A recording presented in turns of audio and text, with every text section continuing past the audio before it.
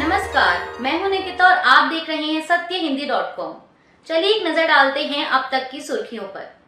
Israel और गजा के बीच जारी युद्ध से हालात और भी बदतर होते जा रहे हैं। ताज़ा जानकारी के मुताबिक इसराइल की ओर से किए गए एक हमले में कम से कम 500 लोग मारे गए।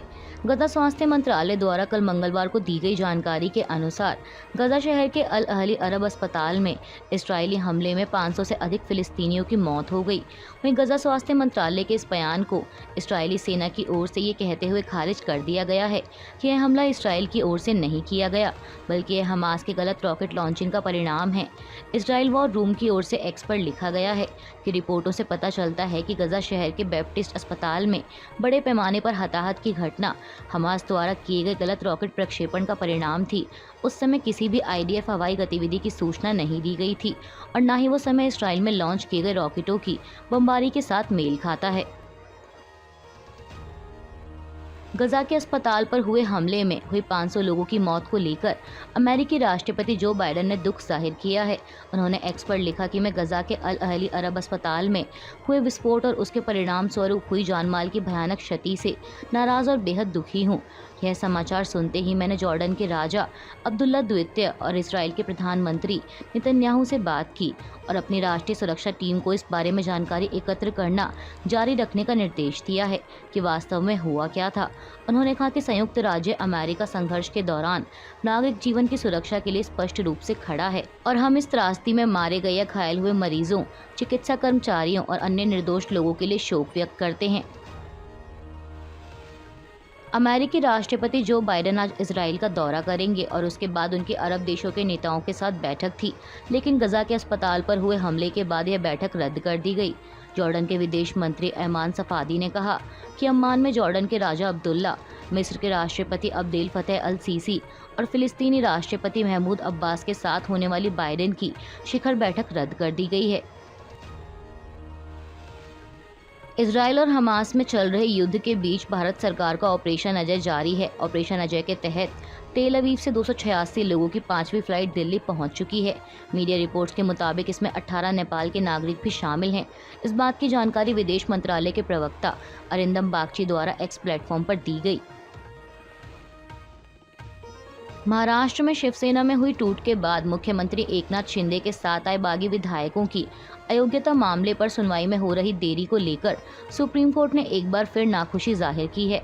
बता दें कि मामले के निपटारे को लेकर विधानसभा स्पीकर राहुल नार्वेकर को समय सीमा बताने को कहा गया था, लेकिन उनकी ओर से लगातार की जा रही देरी के चलते कल मंगलवार को सुप्रीम कोर्ट ने सॉलिसिटर जनरल तुषार मेहता से कहा कि अगर स्पीकर मामले के निपटारे की समय सीमा तय नहीं करेंगे तो कोर्ट उसे तय कर देगा।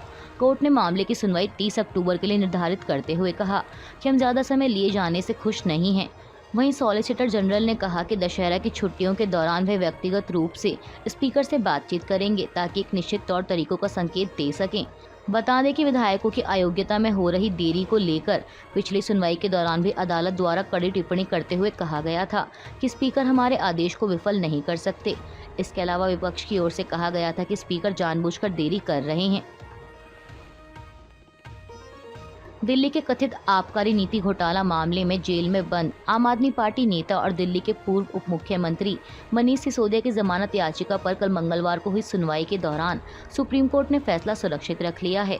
कोर्ट ने सुनवाई के दौरान अहम टिप्पणी करते हुए ईडी से कहा कि अगर नीति में बदलाव के लिए कथित तौर पर दी गई रिश्वत अपराध से आय का हिस्सा नहीं है तो आपको पीएमएलए के तहत मामला साबित करने में परेशानी हो सकती है।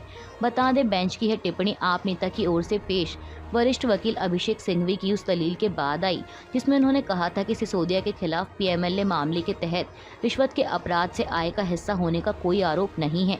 सिंघवी ने कहा कि अपराध की आय से सीधे तौर पर सिसोदिया का कोई संबंध नहीं है और उनके भागने का कोई खतरा नहीं है, इसलिए वह जमानत के हकदार हैं। बीजेपी से गठबंधन के बाद जेडीएस में आई दरार अब खुलकर सामने आने लगी है। दरअसल कर्नाटक के पूर्व मुख्यमंत्री और जेडीएस नेता एचडी कुमार स्वामी ने अपनी ही पार्टी के नेता और जेडीएस की कर्नाटक इकाई के प्रमुख सीएम इब्राहिम पर पलटवार किया है। मीडिया रिपोर्ट के मुताबिक इब्राहिम ने सोमवार को कहा था कि वह जल्द ही कोर कमेटी की एक बैठक बुलाएंगे जो देवेगौड़ा से मिलकर अपने फैसले से अवगत कराएगी कि जेडीएस एनडीए में शामिल नहीं होना चाहती। वहीं अब एचडी कुमार स्वामी ने कहा कि इब्राहिम ने सोमवार को पार्टी के कुछ नेताओं के साथ एक बैठक की थी। बैठक को संबोधित करते हुए कहा था कि उनके पार्टी छोड़ने का कोई सवाल ही नहीं है, क्योंकि वह असली जेडीएस हैं। कुमार स्वामी ने कहा कि अगर इब्राहिम की पार्टी असली है तो उन्हें एक बोर्ड लगाने दें कि वह असली हैं। उन्हें किसने रोका है? उन्हें जो करना है करने दें, वह इसके लिए स्वतंत्र हैं। पूर्व मुख्यमंत्री ने आगे कहा कि मुझे उनके बयानों को गंभीरता से क्यों लेना चाहिए। कृपया मेरे साथ मूर्खतापूर्ण बात ना करें, यह कोई जवाब देने वाली बात नहीं है। उन्होंने कहा कि हमारी पार्टी के नेता निर्णय लेंगे और जो भी कोई दिक्कत होगी हम उसे ठीक करेंगे।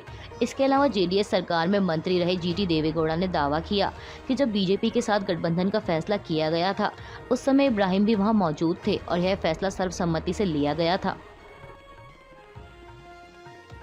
टीएमसी सांसद महुआ मोइत्रा की मुश्किलें बढ़ सकती हैं। दरअसल बीजेपी नेता निशिकांत दुबे ने उन पर लोकसभा में सवाल पूछने के बदले रिश्वत लेने का आरोप लगाते हुए लोकसभा अध्यक्ष ओम बिरला को एक शिकायत पत्र लिखा था और अब वह शिकायत पत्र लोकसभा अध्यक्ष ने निचले सदन की एथिक्स कमेटी के पास भेज दिया है। बता दें कि यह जानकारी सूत्रों द्वारा दी गई है। इस पत्र में निशिकांत दुबे ने सुप्रीम कोर्ट के वकील जयानंद देहदराई के पत्र का हवाला देते हुए कहा था कि मुझे देहदराई का एक पत्र प्राप्त हुआ है जिसमें उन्होंने महुआ मोइत्रा पर सवाल के बदले रिश्वत लेने का आरोप लगाया है। बीजेपी सांसद ने पत्र में आगे लिखा कि एक प्रसिद्ध बिजनेसमैन दर्शन हीरानंदानी के बिजनेस हितों को ध्यान में रखते हुए टीएमसी सांसद द्वारा सवाल पूछे गए हैं।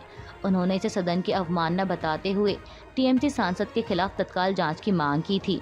वहीं टीएमसी सांसद महुआ मोइत्रा ने बीजेपी नेता पर परोक्ष रूप से पलटवार करते हुए कहा था कि जांच के लिए सीबीआई का स्वागत है, लेकिन मेरे दरवाजे पर आने से पहले सीबीआई अडानी के खिलाफ जो मामले लंबित हैं उसकी जांच कर लें। उन्होंने कहा कि फर्जी डिग्री वाला और अन्य बीजेपी के दिग्गजों के खिलाफ विशेषाधिकार उल्लंघन के कई मामले लंबित हैं। अध्यक्ष द्वारा उन पर कार्रवाई खत्म करने के तुरंत बाद मेरे विरुद्ध किसी भी प्रस्ताव का स्वागत है। तमिलनाडु में कल मंगलवार को 2 अलग अलग पटाखा फैक्ट्री में आग लगने से 11 लोगों की मौत हो गई और 2 अन्य घायल हुए हैं। इस बात की जानकारी एक वरिष्ठ पुलिस अधिकारी द्वारा दी गई। उन्होंने समाचार एजेंसी पीटीआई को बताया कि शिवकाशी की पटाखा फैक्ट्री में अचानक हुए धमाके के बाद घटनास्थल से 7 जले हुए शव मिले हैं और उनकी पहचान अब तक नहीं हो पाई है। उन्होंने बताया कि घटनास्थल से जख्मी हालत में निकाले गए 3 अन्य लोगों की भी बाद में मौत हो गई। पुलिस अधिकारी ने आगे बताया कि पटाखा फैक्ट्री में आग लगने की दूसरी घटना किचन्याकानपट्टी गांव में हुई, जिसमें एक व्यक्ति की मौत हो गई। मृतक की पहचान 35 वर्षीय वेम्बू के तौर पर की गई है। वहीं राज्य में हुई इन दोनों घटनाओं पर शोक व्यक्त करते हुए मुख्यमंत्री एमके स्टालिन ने मृतकों के परिजनों को 3-3 लाख रुपए देने की घोषणा की है और साथ ही गंभीर रूप से घायलों को 1-1 लाख रुपए की अनुग्रह राशि दी जाएगी। अभी के लिए बस इतना ही। बाकी की खबरों के लिए बने रहिए सत्यहिंदी.com के साथ।